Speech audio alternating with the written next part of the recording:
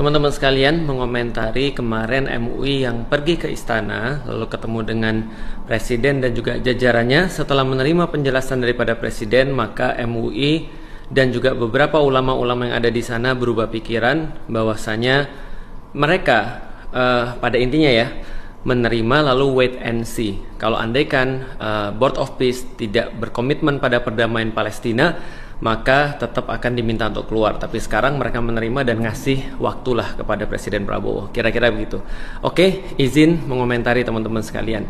Yang pertama, komitmen terhadap perdamaian dalam tanda kutip yang dimaksud oleh Trump dan dimaksud oleh Netanyahu dan mereka berdua adalah satu grup, itu jelas sudah disampaikan komitmen perdamaian quote and quote-nya itu, yaitu adalah bahwasanya mereka tidak menerima pendirian negara Palestina. Itu yang pertama.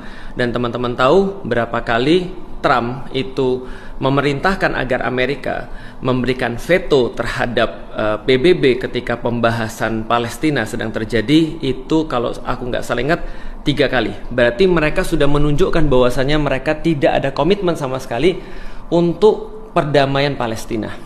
Dan Netanyahu sudah ngomong jelas dia tidak akan menerima pendirian negara Palestina, dan dia sudah jelas bilang bahwasanya tujuan dia adalah menguasai seluruh wilayah itu.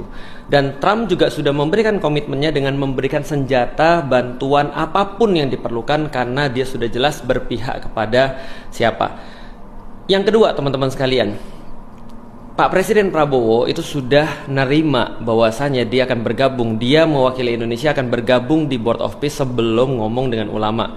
Artinya ulama-ulama di MUI sekarang bisa tahu bahwasanya itulah yang kondisi yang terjadi dengan Board of Peace. Sudah ditentukan sama Prabowo, baru minta pertimbangan ke yang lain. Artinya yang lain sebenarnya nggak punya di Board of Peace itu ya, yang lain nggak punya pilihan kecuali ngikutin Trump. Itu aja sih, nggak ada pilihan. Yuk kita bikin, yuk kita rembuk seperti apa nih perdamaian di Palestina. Kira-kira kayak apa sih Palestina tuh harus ada di depan. Enggak, Trump udah bikin konsep, Trump udah bilang bahwasanya dia akan jual Gaza dalam bentuk properti, dan dia tidak ada urusan dengan memperjuangkan kemerdekaan rakyat Palestina. Dia cuma mau menjadikan Gaza sebagai properti untuk dia dan untuk dunia. Dan dia ngajak orang lain di Board of Peace. Maka semua aturannya dia yang tentuin, dia bos seumur hidup, dan semuanya tidak ada yang bisa mempengaruhi kecuali dia. Jadi nggak ada hak veto di situ. Jadi Indonesia pun sebenarnya cuma bisa usul, tapi usul itu tidak akan diterima kalau Trump nggak setuju. Itu sama kayak ketika para ulama di MUI diminta ke istana, keputusan itu sudah dibuat. Artinya ya nggak ada gunanya juga sih ulama-ulama ke sana lalu terus kemudian mau mengatakan gini nih harusnya, atau Pak Presiden Prabowo rembuk dulu sama ulama. Enggak sih, tapi itu sudah dibuat keputusan dan ulama harus nerima. Ya itu aja sih sebenarnya. Lalu yang terakhir teman-teman sekalian, balik lagi, kok bisa kalau memang ini adalah kedamaian untuk Palestina, harusnya yang paling banyak membahas tentang ini adalah orang Palestina. Mereka yang ditanya, bukan mereka disodorin proposal, bukan mereka disuruh mengeksekusi atau disuruh menaati sesuatu, tapi mereka yang harusnya banyak diajak ngobrol untuk seperti apa yang mereka inginkan, seperti apa harusnya yang mereka harapkan.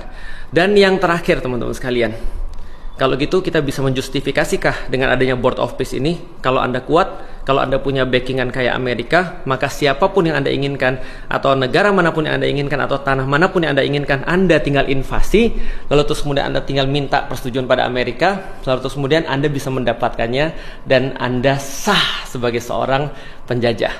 Cek di KBBI, apa yang definisi penjajah? Yaitu adalah orang-orang yang tidak bisa menentukan nasibnya sendiri. Itulah yang terjadi dengan Board of Peace, membuat Palestina ditentukan nasibnya oleh orang lain.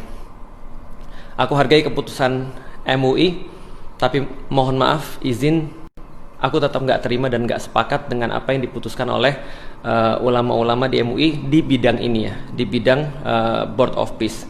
Menurutku seharusnya suara kebenaran itu harus disuarakan, bahwasanya ngapain kita masuk di satu organisasi yang lebih mirip preman daripada sebuah organisasi yang membahas perdamaian. Ngapain kita masuk organisasi yang mendirikan dan juga anggota yang diistimewakan adalah justru penjahat-penjahat perang. Ngapain kita masuk organisasi yang kita harus bayar 17 triliun bukan untuk bangun Gaza, tapi cuma bayar iuran keanggotaan aja. Ngapain kita masuk organisasi andaikan kita nggak punya kedaulatan untuk ngomong seperti apa maunya kita, dan kalaupun bisa ngomong hampir pasti nggak diterima. Karena sejarah sudah mengatakan begitu. Lihat di PBB. Emang kita merasa lebih pintar daripada para pemimpin negeri-negeri lain yang mereka diveto 3 kali sama Amerika Serikat di PBB.